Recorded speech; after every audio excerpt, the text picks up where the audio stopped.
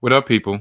Welcome to a redo of the Salty Thoughts of Mike Steph podcast featuring the one and only Mike Steph, best in the world of what he does. The reason I say redo is because I actually recorded the intro, which y'all will get access to. Trust me, I'm going to put all this stuff out. I recorded the intro this morning when I was in the car waiting for my daughter to get her makeup done for her senior pictures and so forth. And then I paused it and I figured, you know what? I even said in the intro that I'm going to continue this when I get home. And when I got home, for some reason, I don't know, because StreamYard is trying to update this stuff and actually make it worth the money that they charge. I was not able to switch the view from mobile vertical to what you see here. And then I had a dilemma. Am I going to continue to do this or vertical, mobile style, or I'm going to do it the way I wanted to do it? So I was like, you know what? F it. The intro will go out as a separate video, and then the rest of this will go out as is. If you do know, if you haven't noticed, you see the background, see the orange, the white, the blue, the green. Yeah, I know it's very obnoxious, but it actually matches the outfit. So I decided to do that. So I'm not gonna get an elongated intro because like I said, y'all want to see the intro? Check my page. It's on the intro. It'll say intro. New York Jets lose. WWE still boring. New York Mets hot stove and more. And yeah, that's the intro. But what I will take this time to say is this: me and my wife, you know, the lovely Mrs. Oo, had a conversation today, and it was very innocuous. We were talking about Johnny Gill, right? Because for some reason, the song from back in the days, "Would it be your fair weather friend?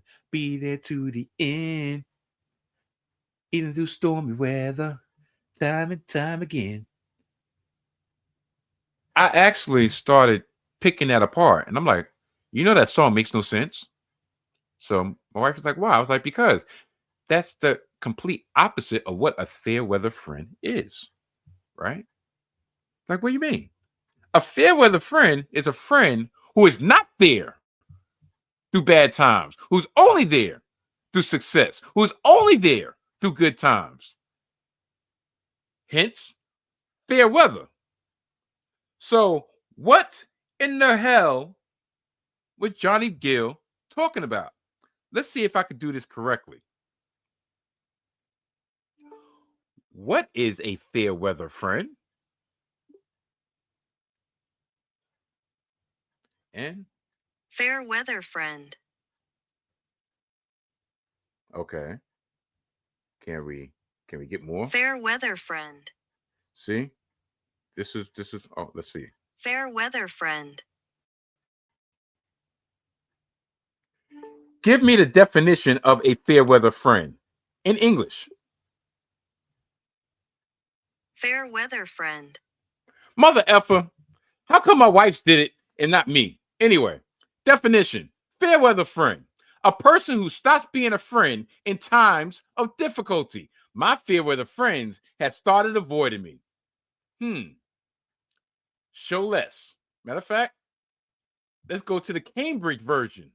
Cambridge dictionary version of fair weather friend. Okay, here we go. Someone who is a good friend when it's easy to be one, who stops being one when you are having problems. Yes. Another interpretation. Someone who can be depended on only when everything is going well. Do we have another one? Nope. That's it.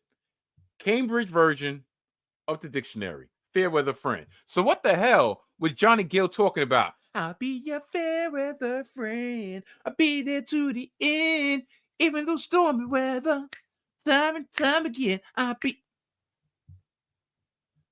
See, this is why you do not uphold entertainers as your heroes. This is why you do not uphold entertainers as paragons of virtue, because 99% of these entertainers, 99% of these singers are literate. 99% of these entertainers, 99% of these singers don't know how to read. 99% of these entertainers, 99% of these singers don't know what the hell they're talking about. They're just reading, they're just singing what's on a piece of paper. Because that whole "Why was a hit song for Johnny Gill," it made absolutely no sense whatsoever. Speaking of songs, do you know what other song came in my... You know, I'm going to start doing this on Google. Inside Out by Odyssey. Okay. So, when you're sitting on your own and you feel the city lights surround you. Ooh. And she's always on the phone, but you don't think that you can fight it. Ooh. Don't give up, don't give up, don't give up, don't give up, darling, in what you dream. Cause like the songs here in the song, we'll go on and on with that love. Inside out, oh darling, I wonder deep, do you feel leaving me? I done totally messed up that song. But when I actually listened to the lyrics of this song, I had no idea what they were talking about. I just like the chorus. Inside out. She's saying that she loves this guy so much, and she wants this guy so much. She wants him as deep in her as possible, to the point that he could turn her inside out, because that's how much she loves him. That's how much she craves him. What part is this? Okay. Inside out, oh darling, I want to be so deep that you're leaving me. Inside out. Over and over and over again. I want to be inside out. Oh darling, I want to be so deep that you'll be turning me inside out. I want it be so deep that you're leaving me inside out. When you're lying in her bed and you're in my arms instead of mine, whoa, as you feel a tightening grip like a genie, I will slip in your heart. Oh, won't give up, don't give up, won't give up, don't give up, darling. This song came out in 1982. When I say these songs, these 70 songs and these 80 songs, we're spitting some knowledge. It's something that you had to pierce through. This is what I call art. This is what I call creativity. This is what I call magnifique. Unlike some dirty, derelict mother effers that, make a living over giving people critiques, even though they won't even take the time to actually make sure that they get on the screen with the dark sweater that's lint proof, with crust in their eyes and crust on the side of their mouth, and telling mother effers to, you know what? I told myself I wasn't going to be passive aggressive. I'm not. So with all that being said, we're going to get the show on the road. Jets up next. Lost to the Dolphins. My quick thoughts on it. Goodbye. No, not goodbye. Good night. And goodbye. Bang.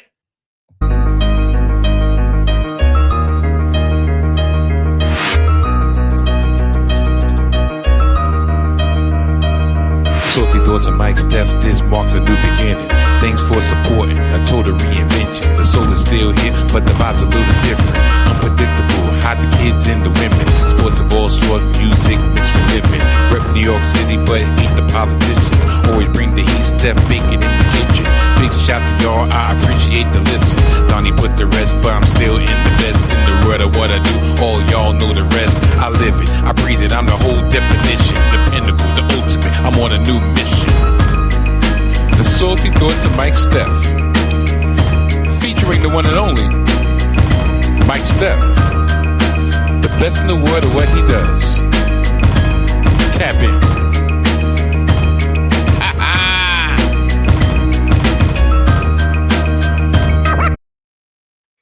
My New York Jets lost in humiliating fashion yesterday against our division rival, Miami Dolphins, 34-10 in a game that was nowhere as near as close as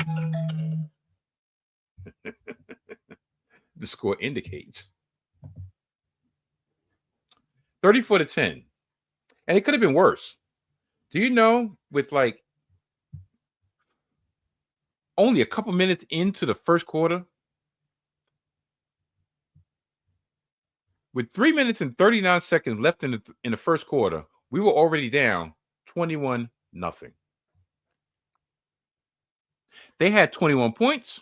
We had 6 plays. Touchdown, 3 and out. Touchdown, 3 and out. Touchdown, give them the ball, touchdown again. But what was so depressing about this game was in the manner in which we lost this game. We were manhandled. We were punked straight up.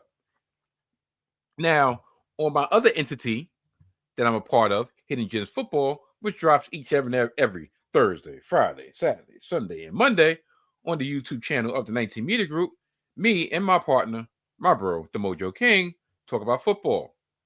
And last week, I gave the Jets my stamp of approval because I figured that they were 3-2 in the last 5 games. The Miami Dolphins were coming off a victory. They won winners of 4 straight, but they came off a victory over the New Orleans Saints that wasn't really promising. And I figured with them traveling up north in the cold, combination that we're playing good, we got good vibes, especially with that last second victory over Atlanta. We went out in revenge from what happened a couple Monday nights ago in Miami. That was the total opposite of what occurred. We got punked. We got manhandled. We got out-physicaled at home against a quote-unquote finesse team. Do you know that Tua Tagovailoa is 8-0 against the Jets? Yeah. Tua Tagovailoa is 8-0 against the New York Jets. That means he's beating us at home and on the road. More than probably a third of his victories came against the New York Jets.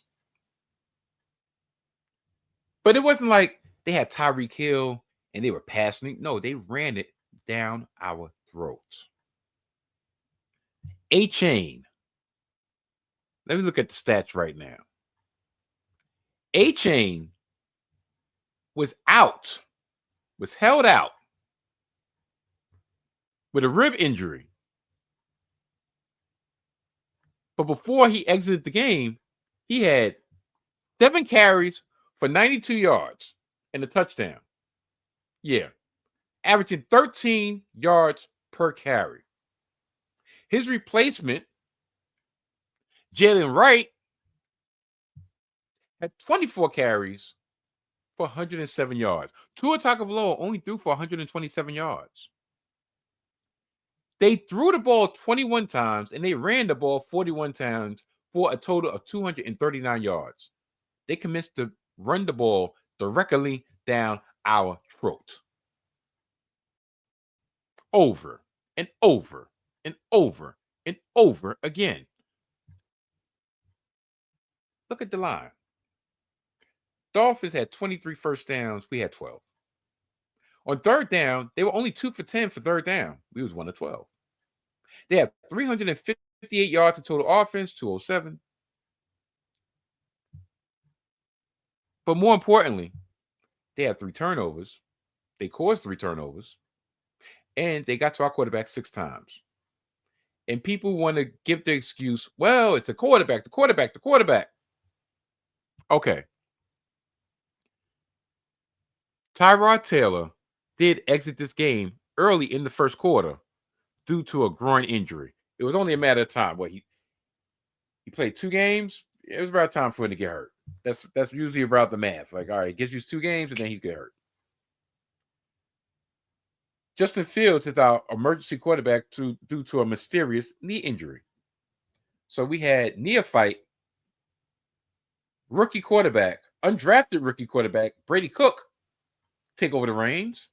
And Brady Cook did what we thought Brady Cook would do. Because if he was actually a feasible option, he would have probably been in there besides Tyrod Taylor. 14 of 30, 163 yards, 0 touchdowns, 2 interceptions, sacked 6 times. So now I believe we go to Jacksonville next week, if I'm not mistaken. Let me look at the schedule right now. Yeah, we visit Jacksonville next week because 3 of our last 4 games are on the road.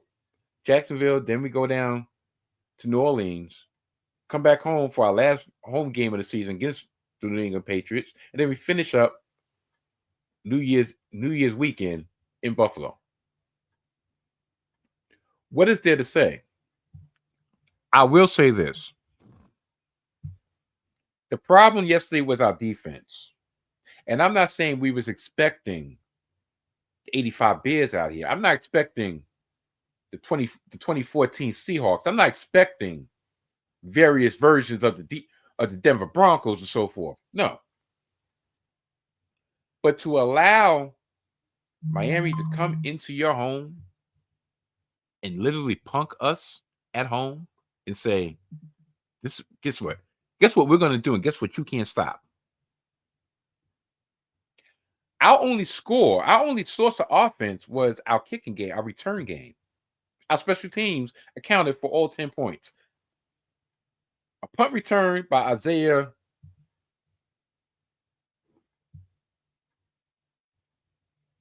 Williams and a field goal by Nick Folk. That's it. That's what our game was reduced to. What else is there to say? Not much. The Jets are 3-10.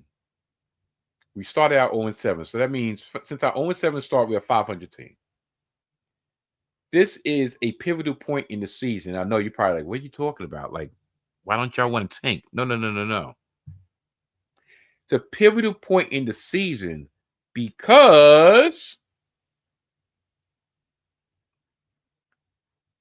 with 4 games remaining, the one thing we could have said about this team in the last month and a half is that no matter what the record was,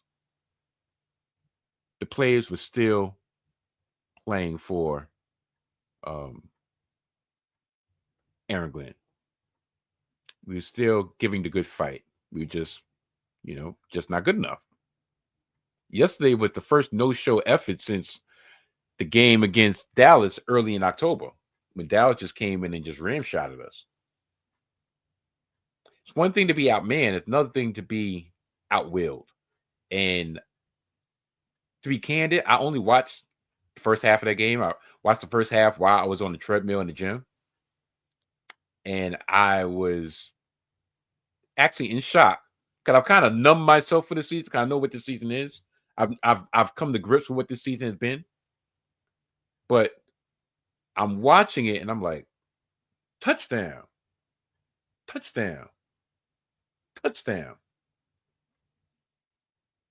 In the manner in which they scored touchdowns by just bogarting themselves through, deboing themselves through, the Miami Dolphins.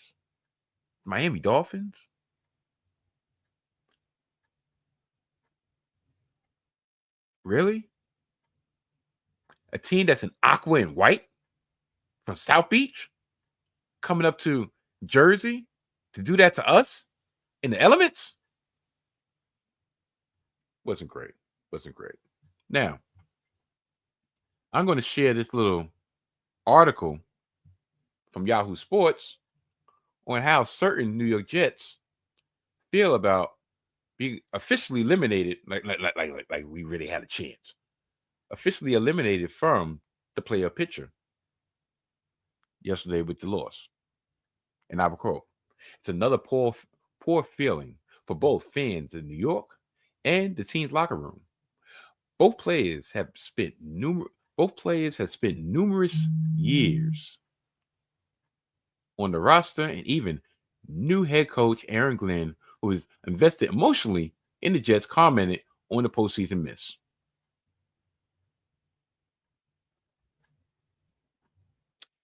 It's crap," pass rusher Jermaine Johnson said. "I love the Jets, and I want to do everything in my power, to change things around. A roundup of more reaction from the Jets can be found below." 15-year playoffs, and they got officially eliminated today. What's the reaction to that and on review? Yeah, it's not, nobody likes losing, and I'm very, I love the Jets, and I want to do everything in my power to change this thing around, and it just same step backwards. So we gotta dig deep, and we gotta figure out how to do this thing. It's 15 years. I know 14 were not on your watch, but it's real. I mean, it's still going on. I'm wondering how you process that as a coach. I mean, just your thoughts on it. 15 years running, long streak. Get better. That's it. That's how I process it. That's the only thing that we can do is improve and get better. Because before you can start to consistently win, I've said this a number of times, you have to improve. You have to improve in all areas. And that's including us as coaches. We all have to improve. So if we want to consistently win this league, man, we have got to get better. Thanks, everybody. You guys were officially winning. I know we're 7 and stuff. It's a tough climb, but to finally be at this point, how tough is that for you? Been year. Yes, but it's a yearly thing. It definitely starts to weigh on you. And at the end of the day, you start to look at yourself. You see your peers, and you see other guys that you're just as good as, or if not better than, and they get to just have a lot of fun. But with AG here, I see the vision, and I see how things are changing around. We just got to be better as a team and go out and execute what the coaches are coaching us to do. That last person that you heard, that last voice that you heard, was the voice of Breece Hall, running back extraordinaire of the New York Jets, in his 4th year as a New York Jet. Each and every year has gotten worse for Breece Hall. He came in with the well trumpeted class with Jermaine Johnson, Garrett Wilson, himself, Sauce Gardner, and he wears his emotions on his sleeve.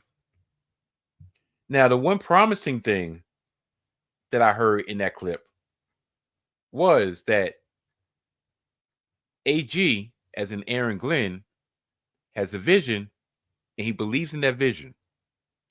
He will be a free agent at the end of the season. Either they will give him an extension, or they will franchise him. I doubt they're letting him go, because he was one of the people that they did not trade during the trade deadline. And since that trade deadline, he's been running with a purpose. And I think he's actually had a bond with Aaron Glenn. So at least he is one of, if not, hopefully he's not the only one, but he's one of the players that are going to go forward with this regime and know they're in for the long haul. But, after a while, losing takes a toll, especially when you've been winning all your life, and then you get to this organization and they find new inventive ways to lose, new and different ways to lose. You inherited the losing legacy of the New York Jets. This is the first time in my illustrious life there's been a 15-year stretch of no playoffs for my New York Jets. I've been a Jet fan for 43 glorious years. And this is the first time, 15 years straight. The last time the Jets made the playoffs was before my 35th birthday. I'll be 50 next year. The last time the Jets made the playoffs, I didn't have any grandchildren. The last time the Jets made the playoffs, I was a mere neophyte at my job, in which now I only have 5 years remaining before I retire. The last time the Jets made the playoffs, we were just embarking on the Obama administration, and Donald Trump wasn't really a thing. Well, he was, but not in the terms that he is now. Shows you how long that's been. How much longer can it go? Not really willing to find out, but the Jets lose again, and hopefully they won't lose anymore.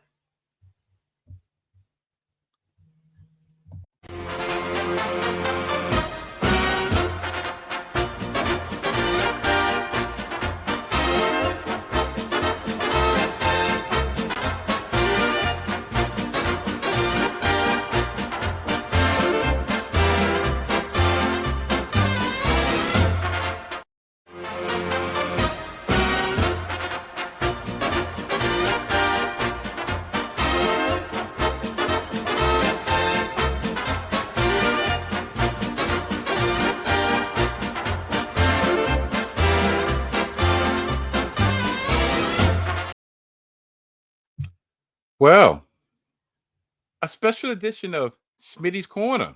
Yes, special edition of Smitty's Corner. Mets Hot Stove Edition. I have an article here by SNY reporter John Flanagan speaking at the winter meetings and talking about Pete Alonso's being a priority for the New York Mets. And it goes as following.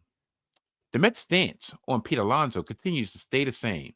Those around the organization have made it clear over the past few months that they'd love to have the free agent slugger back in orange and blue next year and beyond. David Stearns and Carlos Mendoza reiterated that feeling, speaking at the winter meetings on Monday. Of course I want him, the skipper said. You're talking about a guy that, as a manager, his ability to post every day, when you don't have to worry about who's going to play first, who's hitting in the middle of that lineup, you can't beat that. We'd love to have him back, Stearns added. Pete has demonstrated he's one of the best offensive players in baseball, and he's performed at a high level for us. That would be a priority for any team, and it certainly is for us. Alonso is looking to cash in on his highly productive campaign into a long-term deal.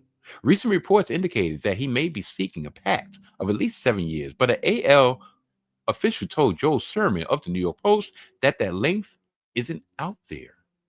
The right-handed slugger is expected to drive from his home in Tampa to the meetings on Tuesday to sit down with interested teams, including the Boston Red Sox and the Baltimore Orioles. New York likely won't be amongst those, though the two sides having so much familiarity. Pete knows as well, and we know Pete well, Stearns says. I think he'll take the time here to perhaps meet with organizations he doesn't know as well, and will be in touch. You know what that means? Do you know what that means, people? I could tell you exactly what that means. That means, listen, I wish him the best in his future endeavors. He knows what the offer is here. He knows what we're not going to give him here. And wish him luck. Let him go out there and see what's out there. He thinks his 7-year deal is out there somewhere. And guess what? It ain't. He thinks his 7-year deal is somewhere over the rainbow, and guess what? It isn't. So, Pete Alonso, if that's what you want, if that's what you think, if that's what you think is in the best for your situation, by all means, do you.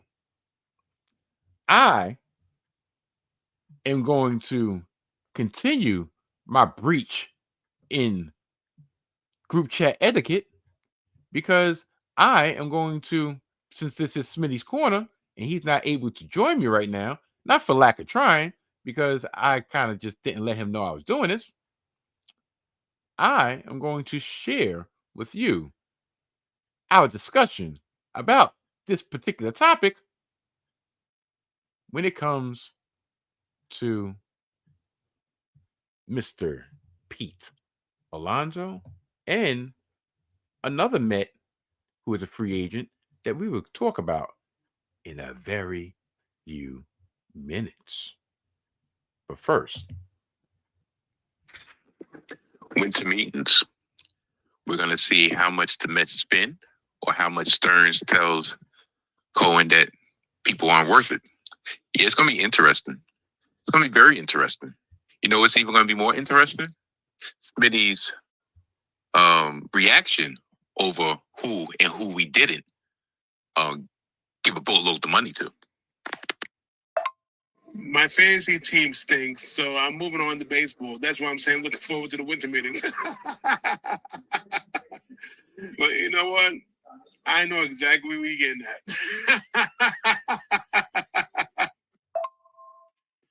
You know, the funny thing is, I do actually hope that there's some news that comes this weekend, whether good or bad. Hopefully good, preferably good. I don't wish bad on my team because this would be a perfect opportunity because, you know, I haven't really been recording lately. I just, whatever. Stove, Smitty Corner. Smitty on a hot stove. Yeah.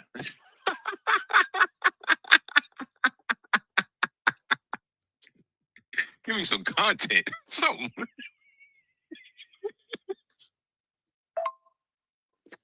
Hey, Zal, you good? Just checking on you. oh, a little bit too much. But yeah, Smitty already knows what I think. I think that Stearns is using any opportunity to tell Uncle Steve, listen, we tried to do it your way last year. We brought him back. Yeah, he gave us production, but where did that production lead us? Did we get to the playoffs? No. Did we get to the wild card? No. Did we win the division? No. Did we get to within 2 games of the World Series? No. So we tried it your way. Please allow me to try it my way. And I do get it. I do get it. Now,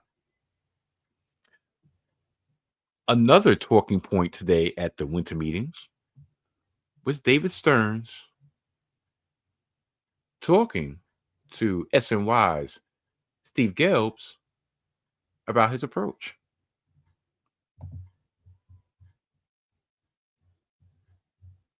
And you go through the evaluation process, what 1 or 2 things do you sit back and say, okay, maybe philosophically, I need to change my view on that in particular? Yeah, so I think as you look back on any season, you try to learn something from it. And certainly it's perhaps easier to learn things when seasons don't go the way you had anticipated or the way you expected or hoped.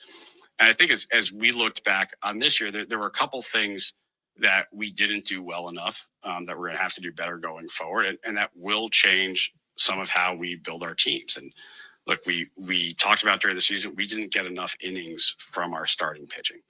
That was clear. And I think a lot of times we look at the overall starting pitching quality, and the quality can be okay, but if we are getting the 3 2/3 start or the 2 1/3 inning start, it can really have a pretty significant chaining effect on your team for the next week. And it can take you a while to dig out of it. So I do think we are cognizant that whether it's through internal players or external acquisitions, we've got to get more innings out of our starters consistently. How do you view that starting staff right now? Because all the focus seems to be on the young players, and understandably so. But you have guys in Manaya and Peterson and Senga who are not that far removed from pretty elite years. And you've got at times elite contributions from at least a couple of them last season.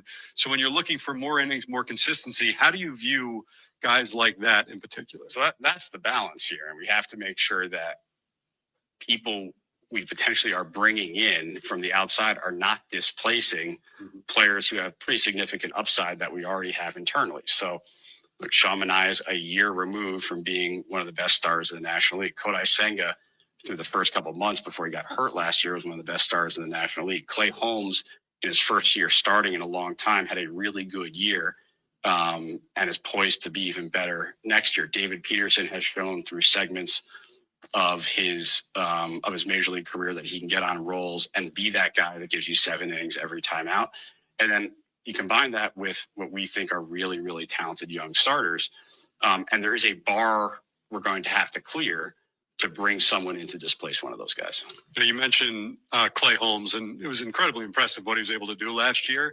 Is there any scenario where you could see him filling a need in the bullpen to start the year, or is he going into the season just trying to build off of what he did last year? Yeah, that's not a conversation we've had to this point. I think right now we're committed to him continuing to build off what he did as a starter. He put a really good base of innings under him this past year for the first year of transitioning. And we think he can build off of that and provide us even more innings. So right now we are looking at him as a starter. He's training as a starter, and I think he's excited to do that for the second year in a row.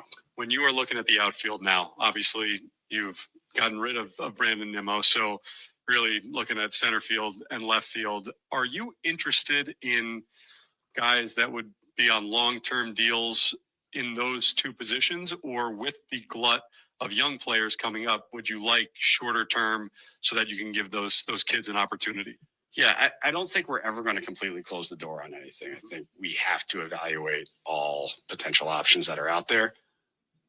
We talked about it at the time where we made the difficult decision to trade Brandon. One of the reasons we did it is because we have this incoming talent of young outfielders that we think can really contribute for us, not only this year, but for years to come.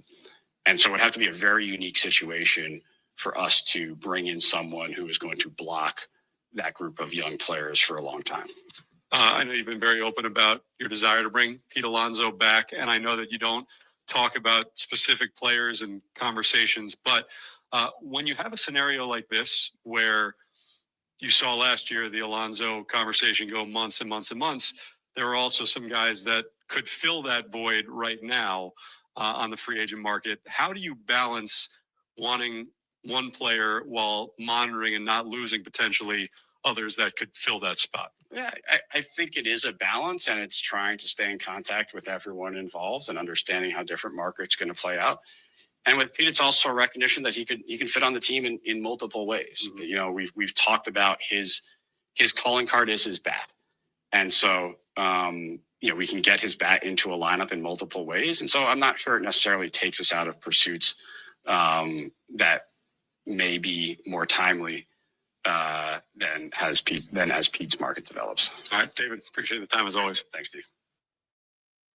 As you heard, Stearns is laying down the groundwork for saying that if they're not as aggressive as you would think they are as with the spending, it's because they have a firm belief that the internal options might be best served in the long run instead of clogging up certain pathways by plugging in overpriced, he didn't say overpriced, but highly priced talent, but at an older age, right?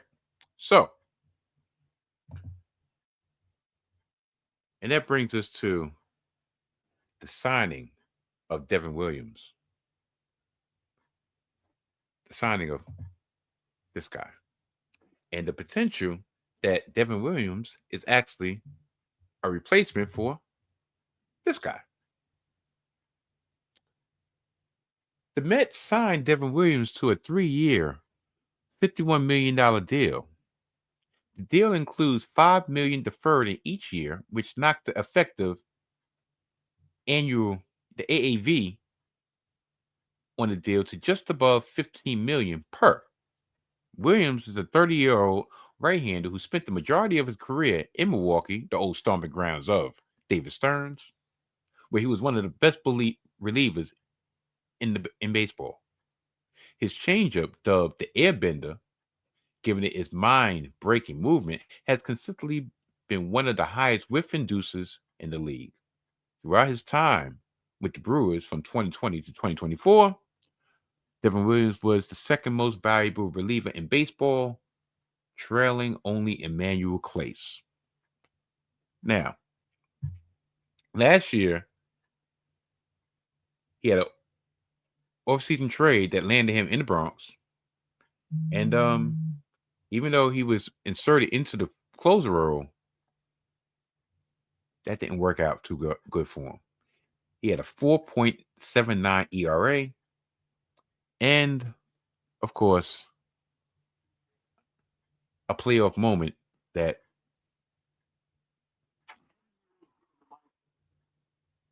I'm having is not great. Now, why is this going on? you were talking about Netflix and Nope. WBD. Nope. Can't do that right now. Now, why do I bring this up? I bring this up because Edwin Diaz is a free agent. The rumor going around is he's looking for $100 million over 5 years, $20 million a year. Now,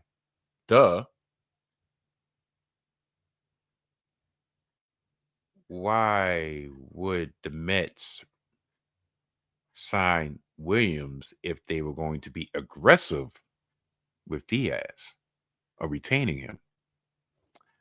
It seems to me that the Mets effectively wants to limit or lessen the leverage Diaz has over the Mets to bring the price down.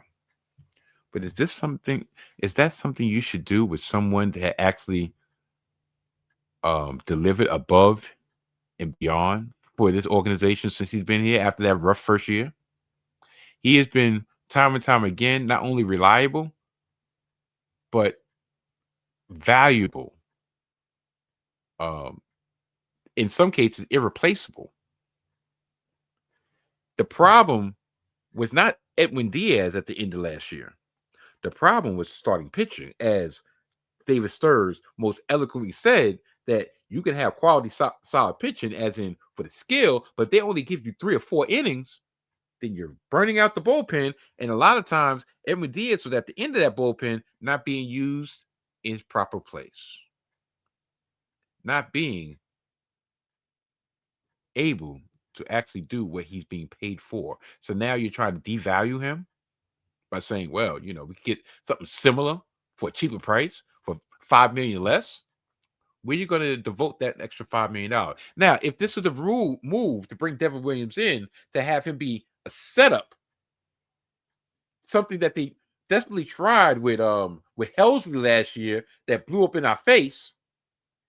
If this is a move to have him as the 7th, 8th inning guy and have Edwin Diaz have that double barrel approach at the end of our bullpen, by all means. Now you can gamble on having people go 5 innings, 6 innings. Because you can even interchange them. Say, you know what? I got Edwin for 3 days, back to back to back. And then I got Williams that can close in and mop up the next 2 days. That's 5 days right there. That's 5 games right there. You can do that if you choose to. Like I said, I really believe that they're laying the groundwork for something that's going to blow up in their face. I got these 2 stats, these comparable stats to Diaz and Williams before I move on to my next subject. Devin Williams had 62 innings pitched. Edwin Diaz pitched 66 innings. Diaz had a 1.63 ERA. Williams had a 4.79 ERA. Strikes to ball ratio. Devin Williams, 25%. Edwin Diaz, damn near 30%. Whiff percentage. Diaz, 41.5%. Williams, 37.5%.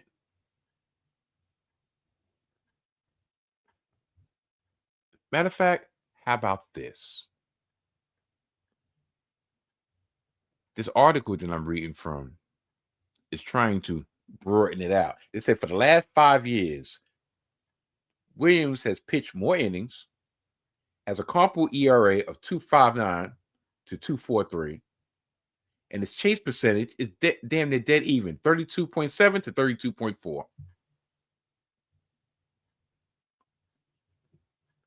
They said Diaz is a year older, and he's also lost 2 miles per hour off his fastball and 1 mile per hour off his slider since his knee injury.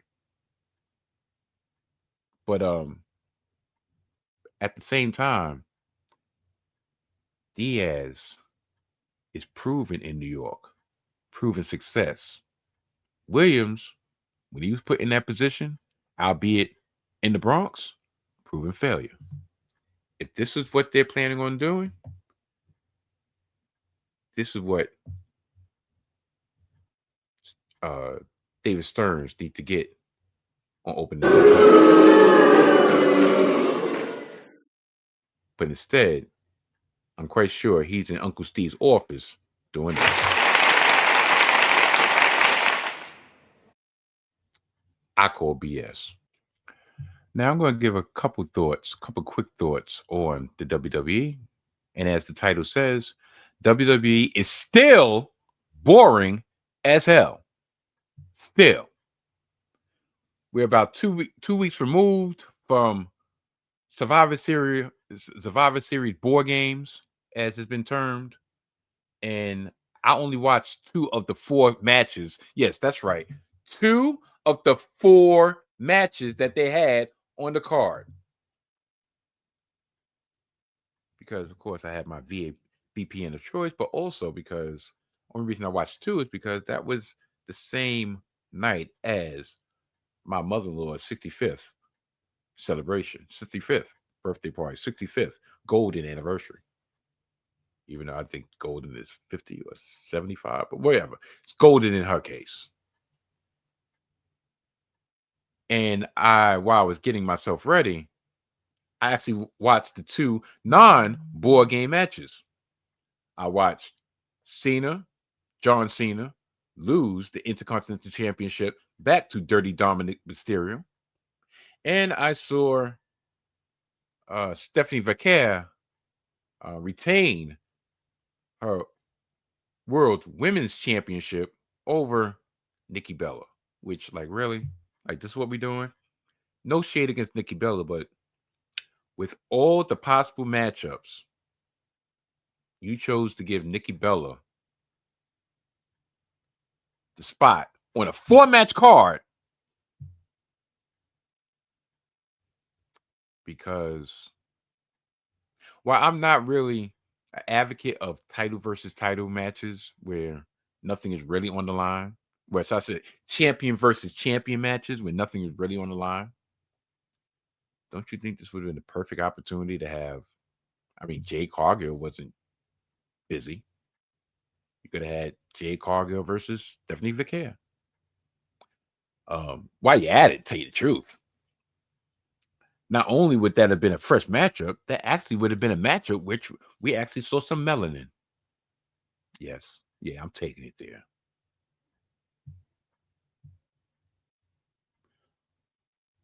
Why is WWE boring to me? WWE has been boring to me since, to be honest, besides the little blip pre WrestleMania 40, WWE turned the tide going downhill SummerSlam 2023. That card to me, which was headlined by tribal combat between Roman Reigns and Jey Uso, Also had the third in the trilogy between Cody Rhodes and Brock Lesnar. That was the beginning of something don't feel right. Something feels stale. Something feels like they're going through the motions. And only due to The Rock coming in and trying to shake things up and actually shaking things up and them having to scramble to make what WrestleMania 40 ended up being made that eventful. But all through WrestleMania 40, to tell you the truth, especially on night one, it was dead. They gave Bayley the championship, did nothing with it. Sami Zayn stopped and beat Gunther for the first time in a year and a half. And while that was a crowning achievement, he lost it in quick succession to Braun Breaker.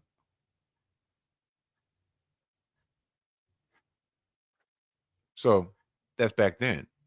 Everybody knows how WrestleMania 41 has been. And tell you the truth, John Cena's turn, whatever, fine. Or we're not going to rehash history. Everybody knows how I feel. Everybody knows what's going on. This. John Cena, they had a tournament to choose to find out the winner of the tournament will face John Cena this coming Saturday in his last match ever on Saturday Night Main Event that is airing exclusively on Peacock. Yes, exclusively on Peacock. Why? Well, there's two ways you could think about it. One, that WWE's ratings for Saturday Night Main Event fell way below what NBC was expecting, and combination of WWE moved their PLEs to ESPN, so NBC, Universal / Peacock was like, you know what? Since you want to put your PLEs over there, guess what? Y'all don't get no prime time, broadcast TV. We keep it on the app. And WWE, in turn, it's like, all right, you just want us to do it on the app. Guess what? Y'all not getting nearly what y'all think y'all getting. But in reality, they're not giving anybody what they think they're getting. A Survivor Series that goes 3.5 hours with 4 matches.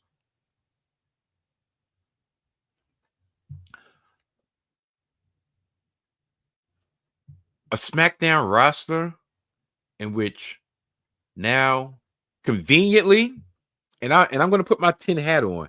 Conveniently, when Jade Cargill, who I'm not the greatest fan of Jade Cargill, but listen, she is your champion, right? You put the belt on her, right? Not to shut everybody up, or was it? But you put the belt on Jade Cargill, and now, for some reason whatsoever, now the focus of the women's division is no longer on the championship, the single championship. Everything is being diverted to the women's tag team championships. To the point that all the major players that would have a chance at challenging Jade Cargill, and I don't care about brand association, because y'all don't give a rat's behind about brand association unless it's convenient for y'all. You have Charlotte, you have Alexa, you have Nia Jax, you have Lash Legend. Okay, good. I see some melanin. You have Rhea Ripley, Io Sky, Bayley, Lyra Valkyria, Roxanne, Raquel, all vying for tag team supremacy. So who's left for Jade Cargill? Whose heel turn led to a victory for said title over Tiffany Stratton, who's nowhere to be found. I guess she's licking her wounds, or you just took her air, which neither here nor there. Jade Cargill, the only thing that's left for Jade Cargill is Michin, which, okay, but Michin is not at the level that she should be to challenge Jade Cargill. B-Fab, while I'm happy that she's getting some pertinent storyline time, this reeks to me of, well, we have nobody else. Put B-Fab in. Let the Black Roars fight. Yeah, I said it. Oh yeah, Meechin, yeah, which girl? She want to be hood. Yeah, let her fight too. Oh, if y'all don't like that, then we could spice things up with heel versus heel.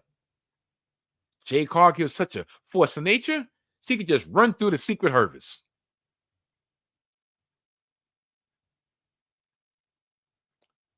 Look on the other brand, Stephanie Vaquer. All right, so I guess the only reason she's going to get some type of shine right now is because Liv Morgan has made her return, and there's no shade against Liv, but Liv Morgan has made her return, and you need to put a spotlight on her because she says that the Judgment Day is back, and she wants some gold. She wants everybody to have gold. So now, conveniently, you slot her in with Stephanie Vaquer. Okay. Just going to lead to January 5th on Netflix. A match, perhaps. Let's just look at the men's division. We have Jey Uso, who is going through an eternal struggle. But my problem with that portrayal is, yes, I know there's been a backlash against Jey. What they call him, a entrance merchant or whatever. Fine. My problem with Jey is how he's being portrayed as simple-minded, like a Curious George character. Only thing missing is symbols. When he lost the match, when he lost the semifinal against LA Knight last week, first of all, why was he in the tournament to face John Cena in the beginning to begin with? To set up him versus LA Knight? I don't get it. But we'll get regardless. So when he lost, I mean, matter of fact, it's bad enough that they made his catch line 4 letters, 1 word. Yeah. Really? I mean, at this point in time, you might as well just put a bone in his nose. You might as well do like they did with Roman Reigns pops back in the 80s and have him sitting on the couch on Tuesday Night Titans eating some raw fish with no shoes.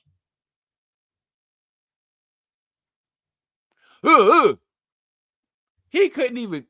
He's a 40-year-old man catching a temper tantrum outside, smacking the prime stand away, tearing the top off the announce table.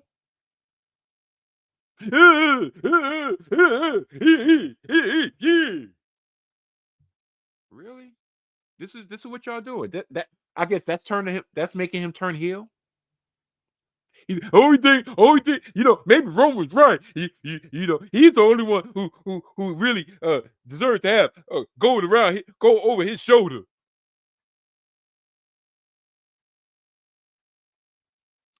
And Jay's not even black. Jay's Samoan. I don't see Braun Breaker acting that way. He's just a hothead. And he spits whatever the hell he spit. And I guess he thinks he's the king of the promo. Really? Really? So this coming Saturday, John Cena faces the winner of the tournament, which is Gunther. Now you have 2 scenarios. You have John Cena, and the match is being centered around John Cena, whose credo for 20 some odd years is never give up, versus the man whose sole purpose is to make John Cena tap and give up. So, do you have John Cena go out of his back and tap? Or does John Cena ride into the sunset with that credo still intact going into retirement of he never gave up? It's a good hook. It's a good hook. Do I care? Not really. But it's a good hook. And it's not the fact that I don't care about the hook. No. It's the fact that nothing in this rapid, haphazard build to try to figure out what we're going to do for John Cena's last match has made any sense. Well, not even made any sense, has made me really care. You know, the mini feud with him and Dom, yeah, that was good. All right, they traded wins at each other's hometown.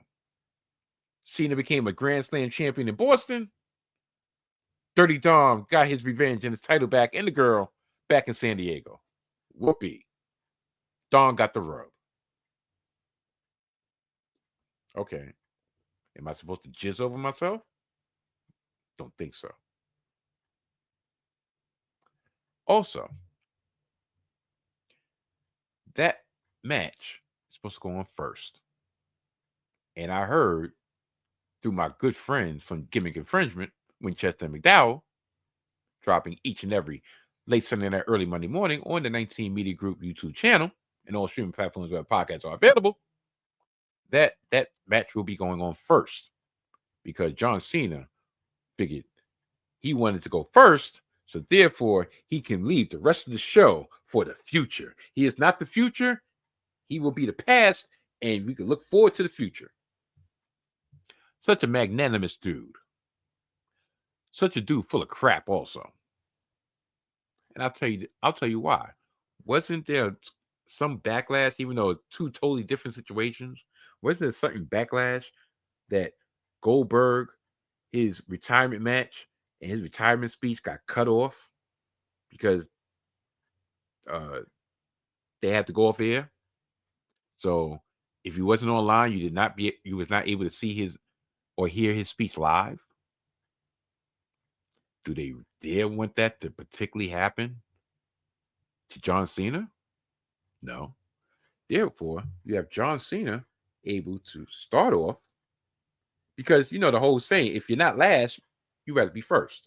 So you have John Cena able to start off, build his story, do everything he needs to do without the worry about time. You could cut stuff at the end. You could cut time off Bailey versus Sol Ruka. You could cut time off of Obafemi versus Cody Rhodes. Because that's not the story of the night. The story is John Cena. So miss me with all that, I want to leave it to everybody else that follows me. Nobody's going to be able to follow them because everybody's going to be emotionally drained from the fact that they just saw John Cena's last match. Nobody's going to give a rat's ass except for the people who are actually invested in the product, like literally invested in the product of old versus new, Sol Ruka versus Bailey with nothing on the line. Cody Rhodes versus two-time NXT champion Obafemi with nothing on the line, but a curiosity of how they're going to get out of this. Are they going to really pin Obafemi? Are they going to allow the NXT champion to pin the undisputed WWE champion? Or are they going to have some type of shenanigans, i.e. Drew McIntyre getting his revenge and course Cody a champion? Course Cody in a spotlight, and they could go off the air with that.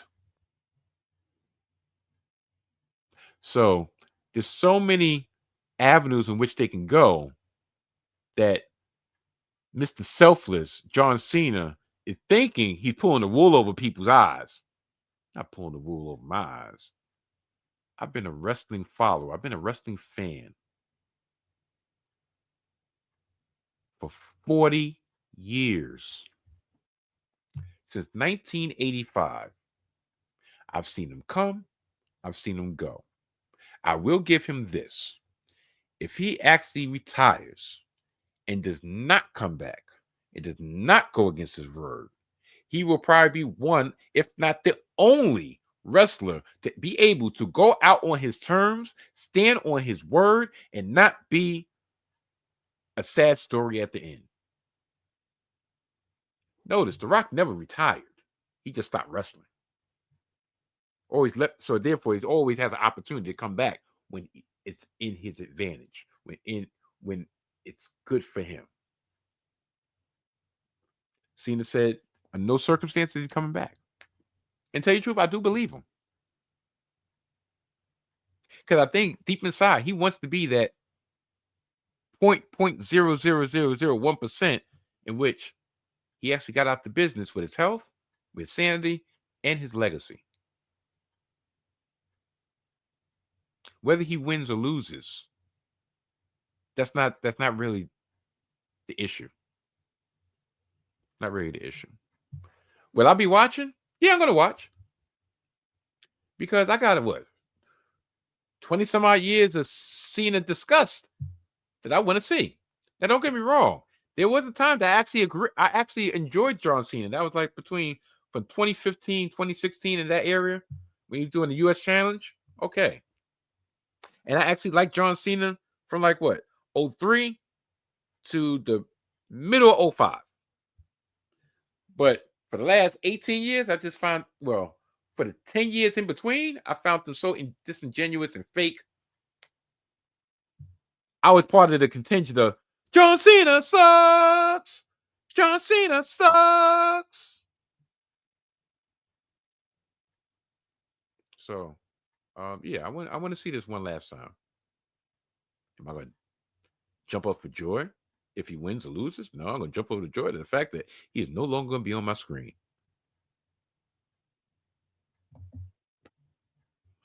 Yesterday, which would be Sunday, me and my wife were browsing through our various apps, and we landed on the Apple Plus app because my wife had she wanted to watch Charlie Brown, and all the Peanuts is on Apple, so that's why you don't see it on regular TV anymore. Which I actually do believe that's a travesty, because I know everything is through a streaming and everything, but to me, certain things, a Charlie Brown Christmas, a Charlie Brown Halloween, Charlie Brown Thanksgiving, those are things that they've been around for 60 years. Some about 60 years. And the only way you can have access to it right now is if you have an Apple account. It's crazy. But regardless.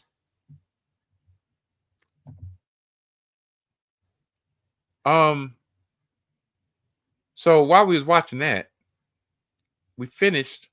I started browsing. I was like, oh shoot, Fraggle Rock. Why is this on a timer? No. I don't want this on a timer. What's going on here? What's going on here? I have no idea.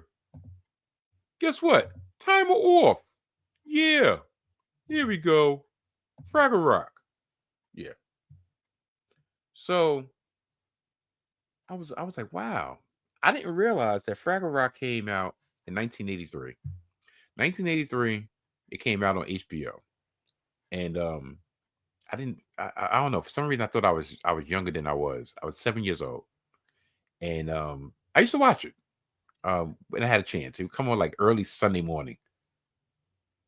Sometimes I think it would come on Sunday night to repeat, but I think it's early Sunday morning is when I would watch it.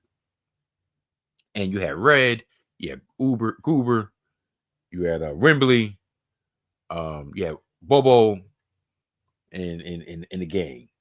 You had these characters called Dozers. Matter of fact, where they are. Here we go. I think you could see them, or they being held, or they're being covered by the. Yeah. Matter of fact, you see that guy with the little construction hat at the bottom? That's a dozer. A dozer was one of the characters on there that in Fraggle Rock, for some reason, unbeknownst to anybody, they would just build stuff. They would build stuff in the rock. For any particular reason? No.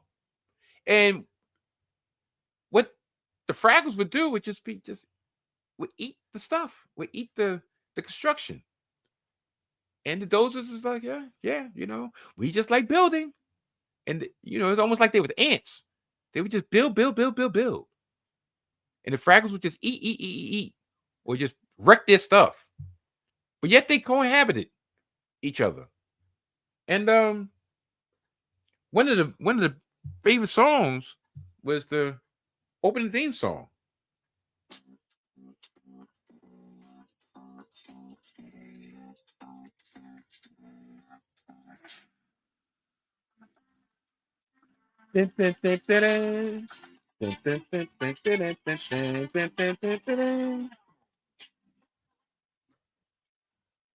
T'other day, you should play down at Fraggle Rock. Not today.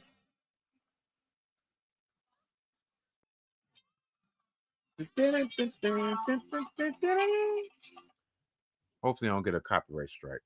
But yeah, it's just it just brought back some memories. One of the things that's on the screen right now is who they call the trash heap, the mighty trash heap. A lot of times when the Fraggles had some dilemmas that they needed some type of wisdom off, they would go in the back of Fraggle Rock, outside, into the dump. The trash heap, the mighty trash heap, with the two companions, some rats. I think they were rats. They look like rats. But the trash heap would bestow jewels of wisdom to the Fraggles. There was one particular episode in which they called the real world the land beyond, right? And they was like they was in this hole in the wall with this human and the dog. I forgot the guy's name. And for some reason, Bobo would get his uncle's mail, and they would bring it into the workshop. So ever so often, Bobo would have to go into the workshop to retrieve the mail. Now, the old man didn't notice the Fraggle, but the dog noticed the Fraggle. And I think one time Rimbley was scared, and they told him there was nothing wrong with being a gutless coward. Would this work today? I asked that truthfully. Would it work today? A children's show. Literally, a children's show. This wasn't really made for adults. A children's show. One of the key storylines was Wembley. Was it Wembley? I believe it was Wembley was scared. Or was it Bobo?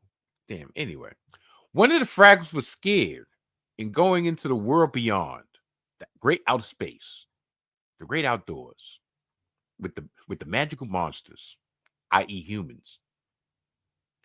And instead of pacifying his feelings, because this is what we did back in the day, this is what we did in the 80s. We wasn't a sensitive society.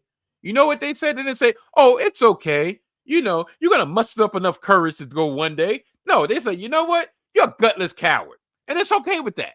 It's okay. It's okay being scared. It's okay being called a coward, which is crazy. Would that work today? Would a piece of trash, literally a big piece of trash, be called a trash heap? Would that work? Or would you say, "You know what? Don't call her a piece of trash. Duh, that's what the hell she is. She's a piece of trash. She calls herself the mighty trash heap." Would that work today? Would the Fraggles be called bullies by destroying everything that the Dozers take their diligent time to build in Fraggle Rock? Would they be called selfish? Would they be called bullies? Or would they just be called Fraggles? And that's what they do. They dance and play while the dozers work away. Down in Fraggle Rock. Down in Fraggle Rock. Think about it.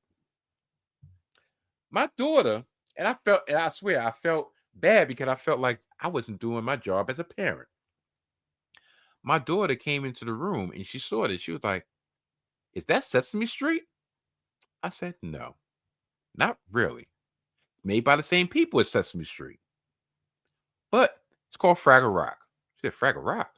Then one of the people came in and they said, "He sounds like Kermit the Frog." Yes, this is made by the same people, same person who created Kermit the Frog, who created all the characters on Sesame Street, who created the Muppets in general.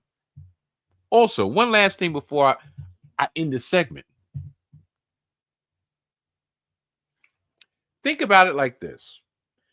Do you know what kind of creativity, what kind of skill it took to create the Muppets?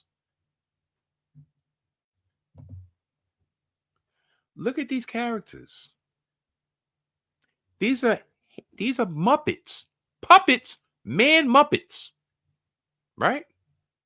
Man puppets. Of all different types, all different personalities, all different shapes and sizes, colors. All of this, right? This debuted in 1983. This wasn't the first Muppet. Remember, this is coming from Sesame Street, which started, what, 69, 70?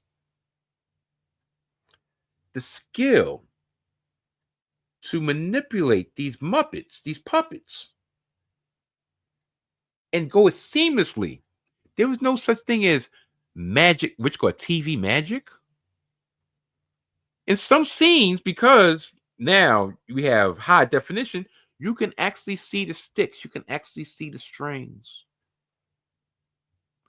But that, instead of saying that was sloppy shop, no. That shows you the amount of skill that was involved. That they had enough story to bring you inside their world that you couldn't see the strings. And these were people doing this for your entertainment.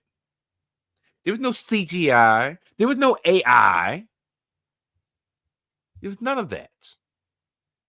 So the cast of characters literally making a cast of puppets come to life for you and me. It makes you yearn for the simpler times of life. I say this while I'm talking into a camera, talking into a microphone, and about to upload this to Al Gore's internet for myself to share to the world. It's interesting. Interesting. Do I feel old? No. No, I don't. I feel, what's a better way to say old? I feel established. I just feel accomplished. I feel historic that I was able to grow and grow up through all this and witness all this in real time. It's amazing. Really is amazing. Let the music play. Hearing for another day. Let the Fraggle play. Down the Fraggle Rock. Down the Fraggle Rock. Down the Fraggle Rock. Well, people, that brings us to the end of episode 103 of the Salty Thoughts of Mike Steph podcast. I'd like to thank you, yes, you, the viewers and listeners, for making me and this here podcast the one y'all choose to view and the one y'all choose to listen to. When I'll be back, I told you I don't know when I'll be dropping these. The only way I'm able to drop these, continue to drop these, is not to be on a set schedule. And I know you're probably wondering, like, that makes no sense, Mike. It makes perfect sense. It makes perfect sense. You want to know why? Because if I continue to try to be on a set schedule, that will make it feel like work to me. And I've told y'all time and time again, when this starts feeling like work, when this starts feeling like it's necessary, that's the time for me to leave. So when I'm in the mood to do this, when I'm actually have something substantive to say and to share, then you will see me. Please like, subscribe, tell a friend, tell a friend, tell a friend. Yeah, that's right.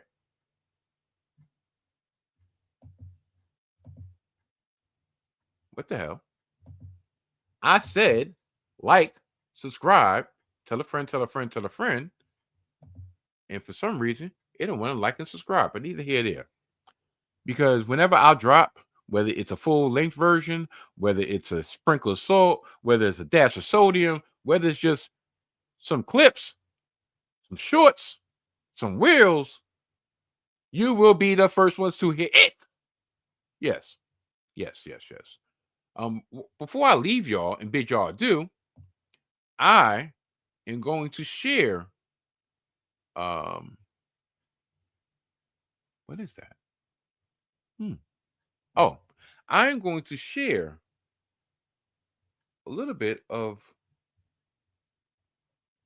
the 65th anniversary, the 65th celebration that I was a part of last week.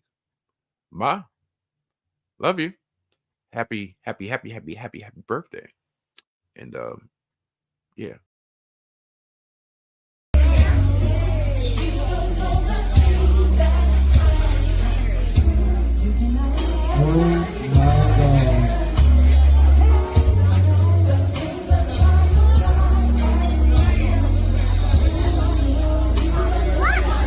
Nana.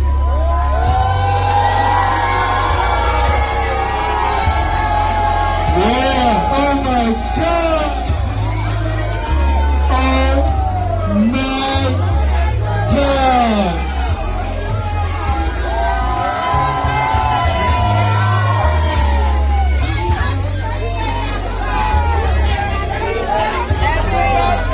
Yeah. Thank you. We love you.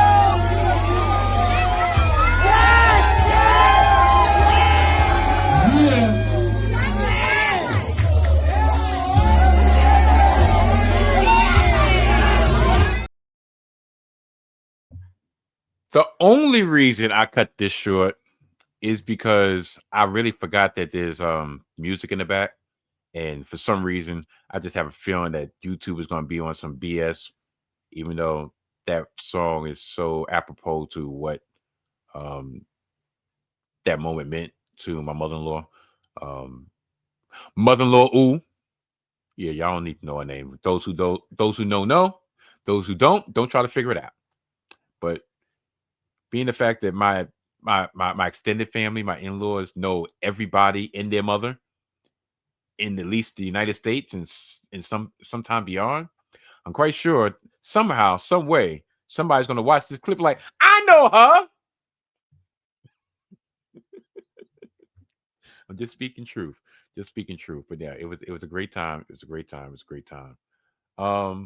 Yeah, so I'm not gonna belabor the point. I'm gonna get out of here. But if I do not return before the end of the year, which I probably will because I do have a streak to keep up with my Christmas episodes.